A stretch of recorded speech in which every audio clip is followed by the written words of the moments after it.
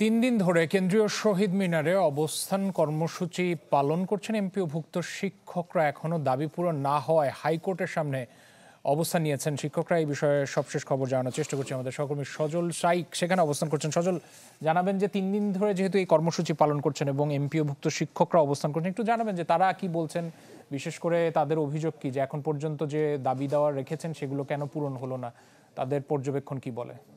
Sunshine আটা ময়দা সুজি, ভালোবাসায় তৈরি।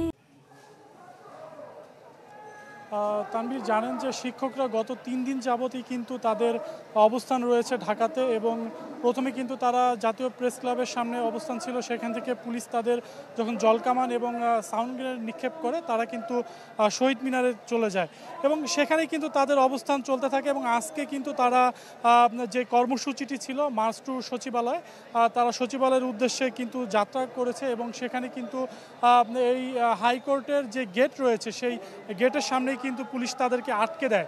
এখানেই তারা অবস্থান করছে। আমাদেরকে এই শিক্ষকদের যে নেতা রয়েছে সে আমাদেরকে যেটি জানিয়েছে, যতক্ষণ পর্যন্ত দাবি মানা না হবে ততক্ষণ পর্যন্ত তারা এই জায়গায় অবস্থান করবেন, অর্থাৎ হাইকোর্টের সামনের যে গেটটি রয়েছে এই গেটের সামনে কিন্তু তারা সারা রাত অবস্থান করবে।